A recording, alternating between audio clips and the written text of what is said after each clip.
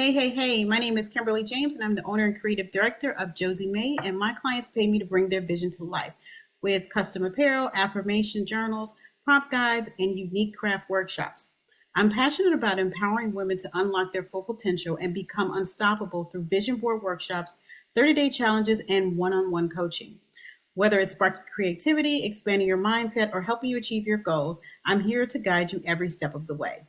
I'm really excited about my new venture. It's Conversations with Coach K. And I have my very first guest today. I know a lot of female entrepreneurs, and I thought that you guys need to know who they are. So let me read you her bio. Demetria Wordlaw, a Navy veteran, wife, and mother of seven, a serial entrepreneur. Demetria Wordlaw dedicated her life to building businesses that empower and inspire. Her journey began with a desire to support women who want to turn their dreams into successful ventures.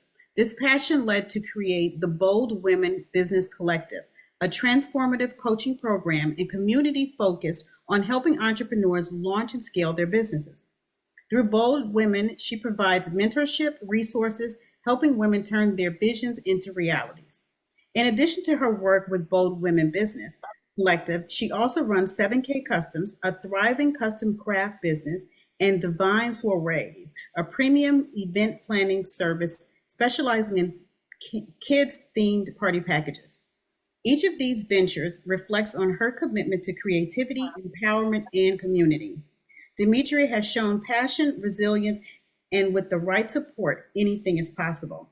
Please join me in welcoming my very first guest, Mrs. Demetria Wordlaw. Girl, you are awesome. Why, thank And you. I'm so glad to know you. We have been $1,000 friends. That's what we call each other. Yes. Because we were in a coaching program together a few years ago. Actually, and we've been co-working partners since what, 2022. It feels like so much longer. Yes. It feels like a lot longer. Like a lot longer. We're Yeah, going we on have, 3 years. We're going on 3 years. yeah, I guess it is almost three. Yeah. So let's get started. Get my questions. Okay, so what initially inspired you to enter the world of entrepreneurship, and how has that vision evolved over time? So it originally started as more so a hobby than anything. Um, I started with doing like painted wood work, wood art. So like name placards and plates for your kids' bedrooms, different things like that. Then I decided, you know what, I want to be able to throw my kids nice parties. So I invested in a silhouette so that I could do t-shirts. And I started basically doing like small kids parties or whatever. Um then sublimation hit the scene. And I was like, you know what? This is something that I can do and actually turn it into um it was like a passion, it was a bit, and I could turn it into a business basically. So I started out with my silhouette doing vinyl sublimation, vinyl shirts. I invested in my first sublimation printer Mhm. and heat press because when I first started out with vinyl, I was using an iron, so you know. And then that evolved into 7K customs. Mhm. Eventually, I finally decided to get my own um building. Let's see. If I started in 2017, I got my first building in 2023. So my whole goal for the building was to have a print shop. And that in turn turned into more of an event space than a print shop. I was doing painting sips, bling and sips, different things like that. Um, Along the way, what originally was 7K Consultants, but turned into Bow Women Business Collective, is I started helping other businesses basically form their businesses, started help them with audits and different things like that. So this is how Bowen Business Collective ended up coming about. In the end, is because I realized that I have more of a passion for helping others start and create business. The great thing that I love about how your business has evolved, because we do some similar things, Yeah. similar but different. But I love the fact that you can work with a client from the beginning to the end. So, with helping you start your business, you can help set up their business, you can help set up their websites. And then it's like, okay, hey, if you've got your grand opening, I can help you set up your grand opening. If you need custom apparel, I got you on the custom apparel. And then if you need mentorship with helping to guide you along with your business, I got you. So literally, her business is all inclusive, starting from start through the growth of your business. So I love the fact that you offer an all inclusive package, based on your client's needs, and as well, you've done audits for your clients, Yeah. help them through the audit. So when I say all inclusive, really all inclusive, with the things that she offers for her businesses, or her clients, I should say. Okay, so you've pivoted your business multiple times from crafting and custom items to coaching and event planning. What drives these changes, and how have you decided when it's time to shift? So when I started doing crafting, Mhm. that started from a hobby, it turned into a business. Then I transitioned over, not full time, but part time, to basically, once I formed my business and did everything for myself, I was like, you know what, this is something that other businesses just like me need. So you know what, this is another service I can offer. That's this. I guess that's kind of why considered a serial entrepreneur, because then I started doing that also on the side, and then I was like, oh, you know what, people need websites. Let's throw that in there. So we doing business formation, websites. Then my focus when it came to the crafting, um, my main goal was to focus on B2B.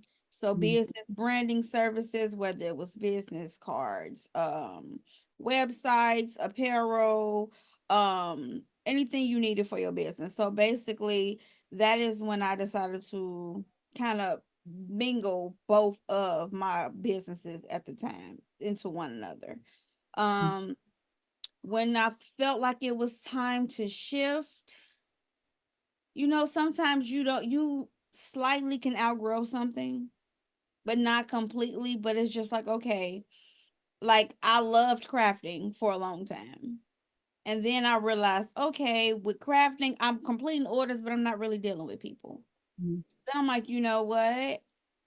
I can actually assist others in doing somewhat, what I do. So that's basically when I was like, you know what, let me go ahead and try to start helping others do the same thing or help build their businesses. So as far as timing wise, I don't think there's a perfect time. It was just mentally, I was like, you know what? It's time to change. So Literally, your growth and the change in your business, or the pivots in your business, really came from a need to serve, to solve a pain point. So you solved a pain point for yourself and realized that there were other entrepreneurs who had the exact same same issues. So your business evolved just by helping yourself and then helping others. It's awesome. Okay, so transitioning between different business models can be challenging. Can you share a particular tough moment during one of these transitions and how you managed to overcome it? so as I mentioned earlier, I opened up my storefront. Mhm. The goal of my storefront was to really be like a brick and mortar print shop. Mhm. Um, I feel as though I might have jumped at the first opportunity and I didn't do my research. So when it came to like location is big for businesses depending on what your business is. Mhm. Um, so I want to say within like the first 3 or 4 months, I might have had 2 walk-in clients, which is why I eventually went from, oh, this is a print shop, to then I turned it into 7K Crafters Club, an event, well, 7K Crafters Club and Learning Studio, which is where basically I hosted the classes, the painting tips, and different things like that.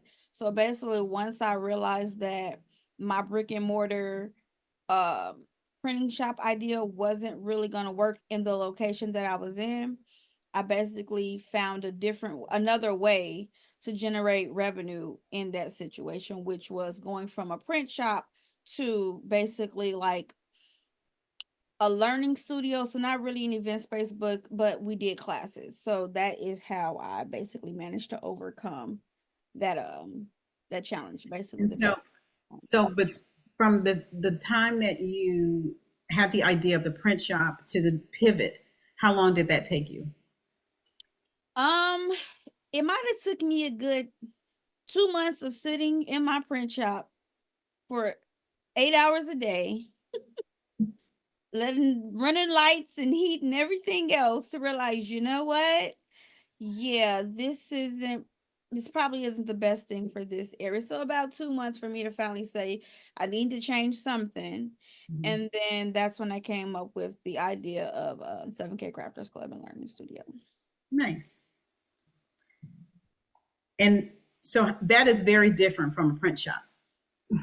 100%. So that was truly a pivot. A And you, complete change. The only benefit to my print shop was I was able to create the things needed for my painting tips Mhm. because my print shop was in the same building. So that, yeah, pretty much. I became my own vendor. Always a good thing. Okay, so your current focus is on helping women start and grow their businesses. What common challenges do you see among women entrepreneurs, and how do you address them in your coaching? So a common challenge that I see is proper management of their businesses, proper formation. So like basically there's a lot of people out here who will say, "Hey, I have a business." Mhm.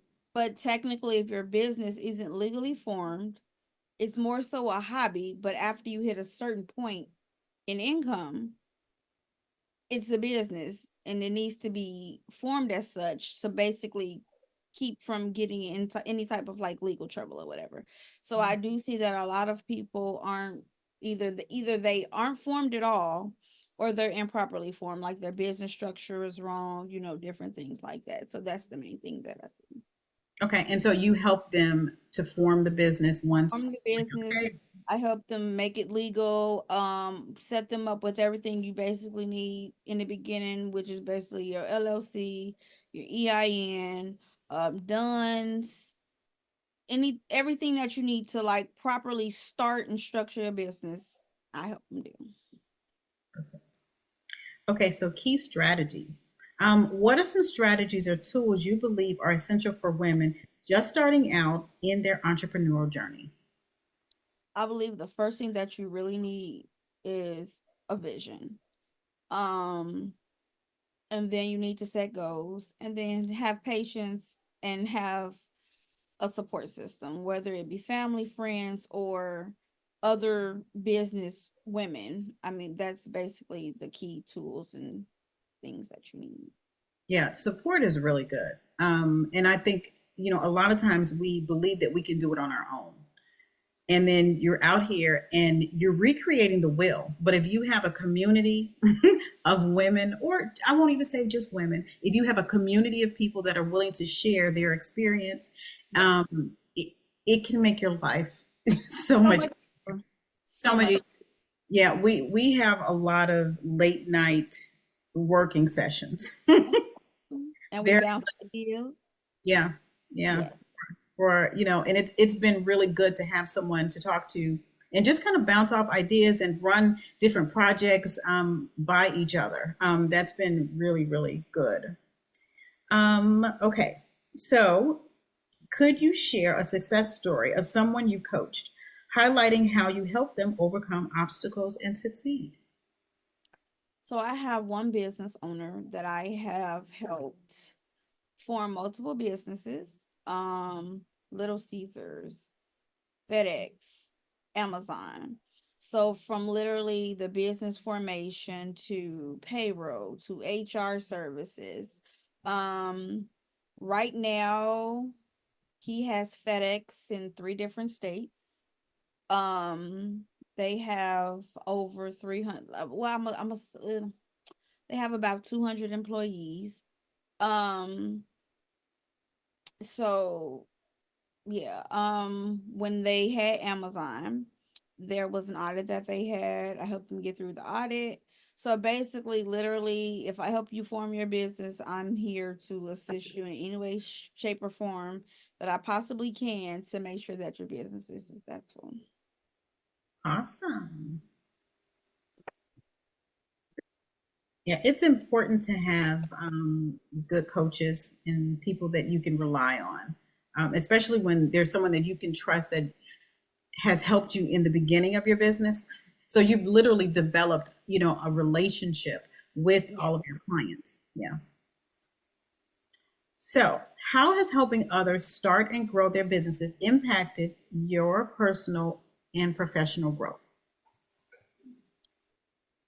It has given me a lot of pride in the fact that I can help others grow and upscale their businesses. But in the process of me helping others grow and scale their businesses, it's also helped me grow and scale my business. So basically, um, Okay, like what was the joke behind that? it wasn't a joke, it was my Oh, background. oh, okay. So basically, I would say there are services that I originally might not have offered, but because it was a need of a client, that was then a service that I was able to add to my Mhm, services because I was able to provide it to that one. So when they grow, I grow. mhm. Nice, nice. So, looking forward, what are your aspirations for your business? And now, answer that one. I can't hear you, baby. She finna walk in again. I'm gonna Oh have to edit that part. no, I'm not adding nothing. No. Um, she's like, "That's Kim. I can come talk." Auntie Uh, Kim. all right. So you said aspirations, right? Yeah. So, what are your aspirations for your business? Um, my aspirations would be to grow. So I want to start offering, more resources. Mhm, Um, by me being a crafter by heart and by nature, that is a community that I really want to assist also. Because there are people who start out as crafters and they start out as a hobby, but it's a very lucrative business. So that is like one of my target audiences is crafters because I want to help them start and grow their businesses. Um, and just keep expanding. okay. Yeah, we started out both of us as crafters in different ways. I kind of fell into it, as a full service event planner, March 2020, the bottom dropped out. I had no choice. I had to pivot, or it was pivot or just fold my business. And I didn't want to do that. So I fell back on what I loved. I've always loved crafting. So just kind of, so if there's a time that your business is not working, you feel like it's not growing the way that it could, take a pause and see how you can make a change. And if there is a pivot that you can make in your business, my pivot was pretty big. I mean, to go from being an event planner to Crafting, making custom items, yes. custom items and now coaching. So it's like, okay, what? But you do what you love, and times change, people Yep. change, and as that change comes, be flexible in knowing that it's okay to pivot. Yeah. It's totally fine to pivot. I mean, we both, Sometimes it can be beneficial too to pivot. yeah. I mean, because we've talked about how the crafting community is becoming more and more saturated. Um, it definitely wasn't this busy when we started. I started.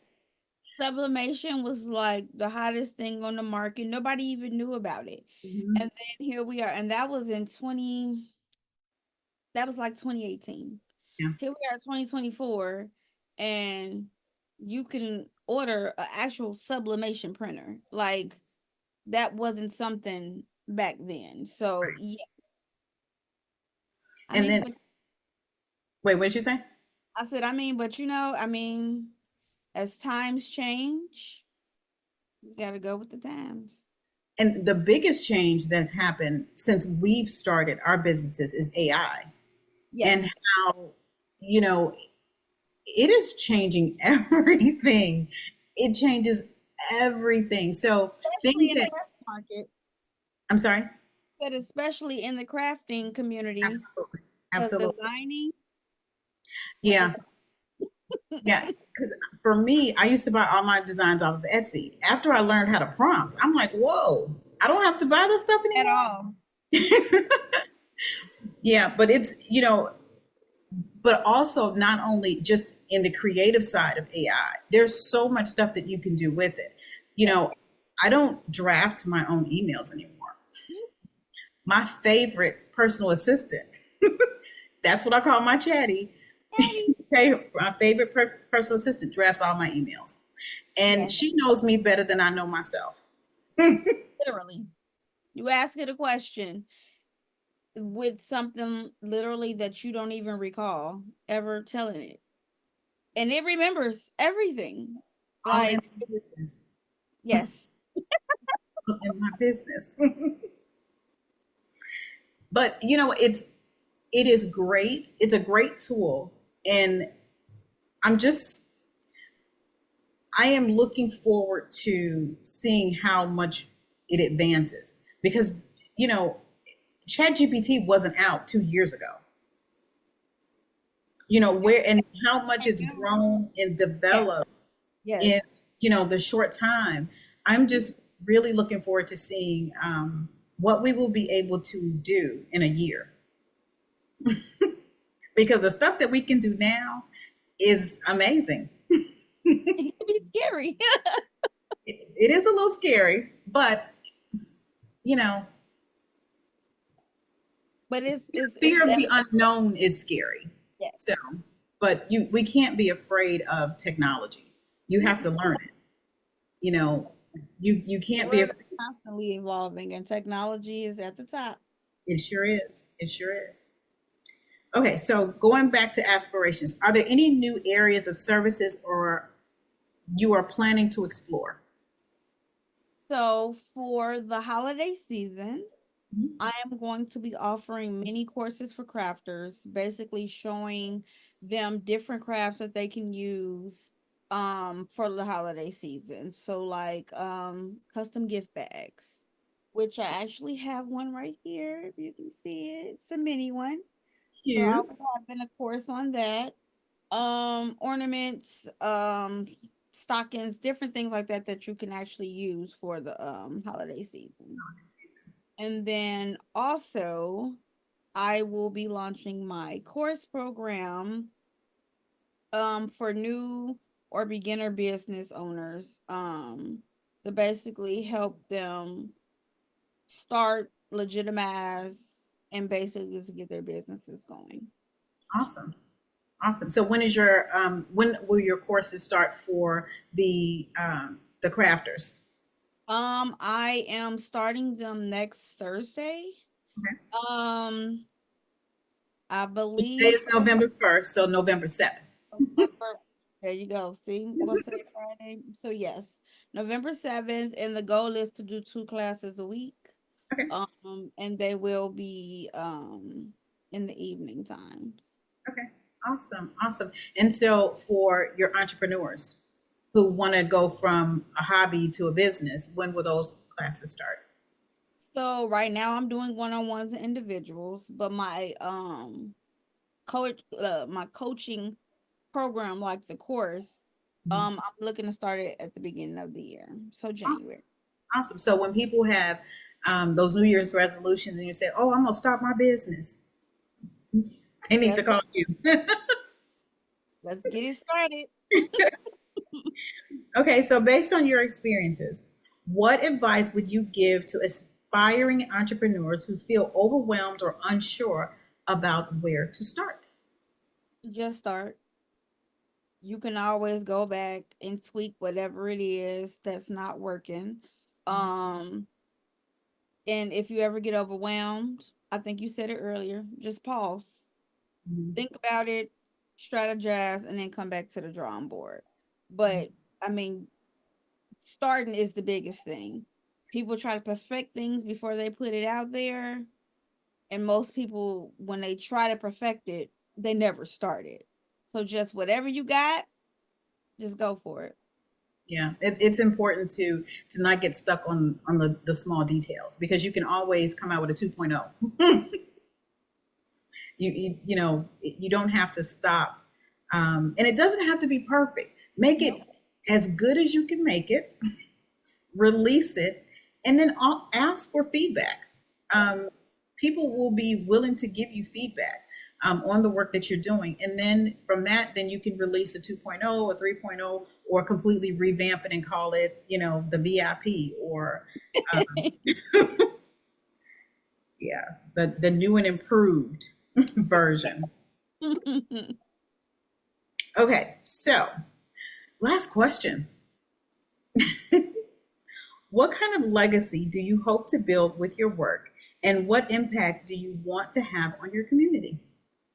So when I originally started, my legacy was to leave my business to my children.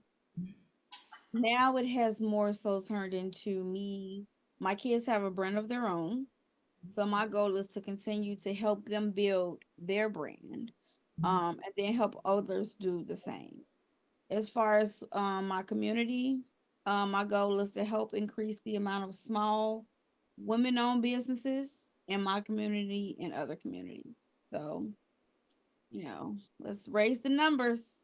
I love it. The big stores and the big businesses, small is where it's at. So, well, small to become big. So let me not say that because Right. the goal Yeah. is not to stay small. The goal is to grow. So Yeah. We don't want to stay small. yeah.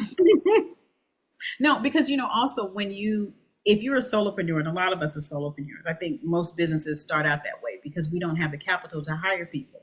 Um, but I forgot what I was going to say. Uh, you know, that's sometimers. That's sometimers. I literally forgot what I was going to say. I'm telling you, when you're getting older, this is some fracking bull.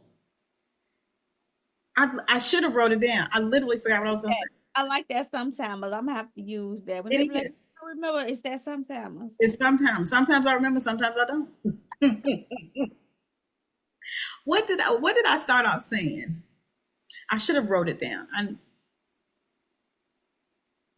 don't So was remember. it a pre thought or was it But something that you just thought of? Because it was something that you oh just no, it's something that I don't even remember what we were talking about. we were talking about hiring. When we first started, we don't have the capital to hire. Right.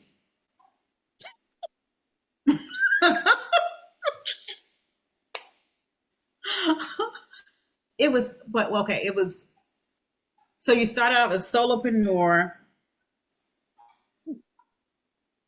Girl, don't give me the line. I don't remember. It's okay. It's I okay. don't remember. I don't remember. It's late. The goal is to grow. It absolutely. Goal is to grow. Eventually hire employees depending on what your business is. I mean, some business models will keep people as solopreneurs. It just depends on what you are. Like if you're a virtual assistant, it'll Mm. probably but when you have like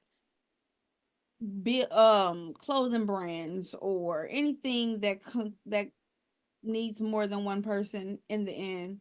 But yes, the goal is to grow, to become a big business, not a small business, but the goal is to grow businesses. I remember, but let me write it down.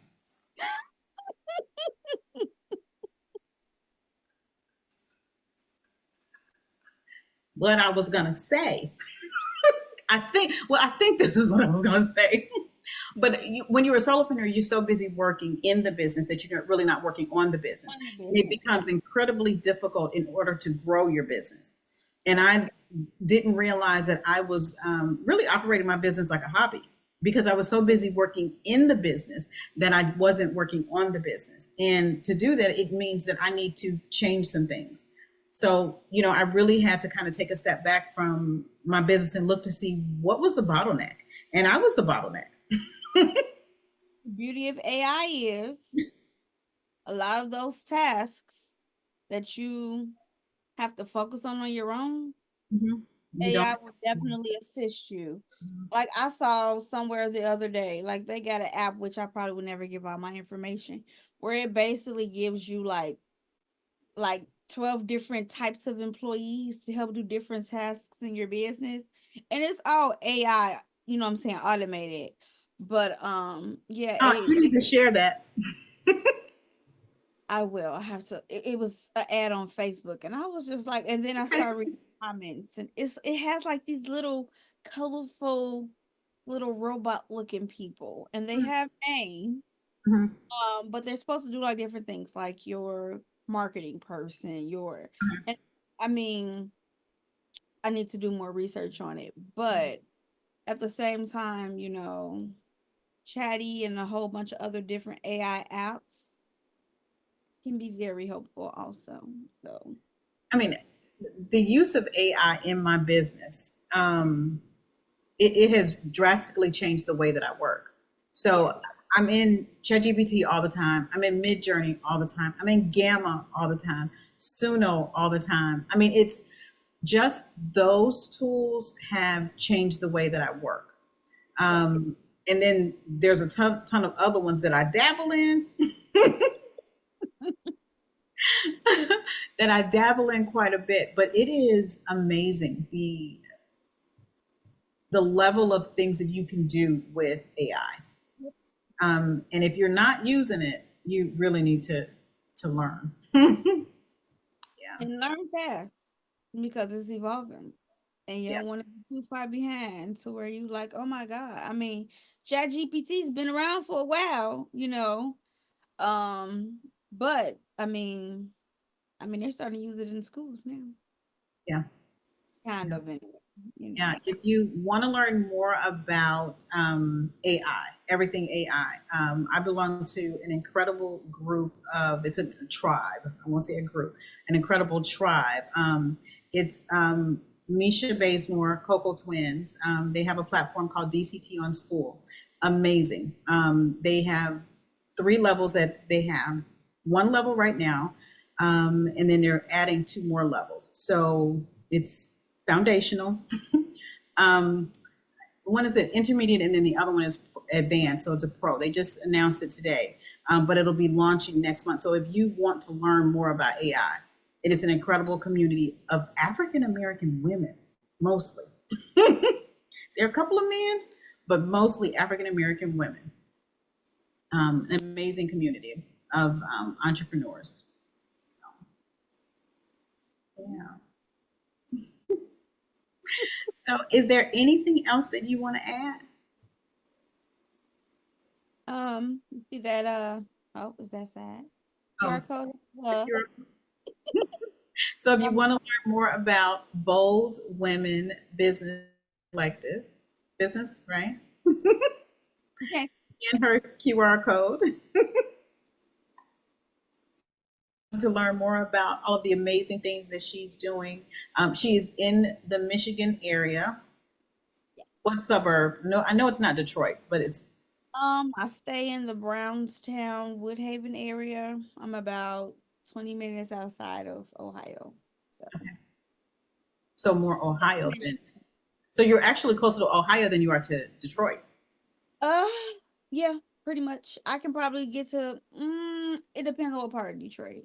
I can Okay. get to Toledo in the same amount of time I can probably get to the west side of Detroit. So, Okay. yeah.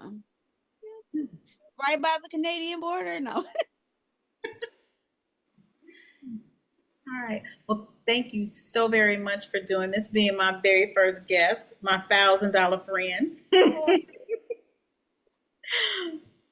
So thank you so much for doing this for me. I really appreciate it. I For will getting, have, I'm sorry.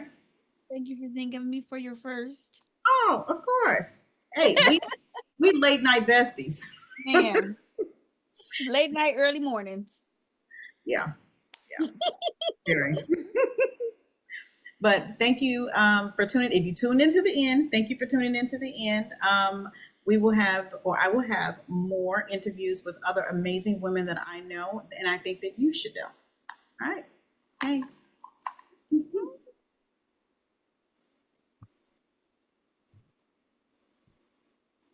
I think I stopped recording.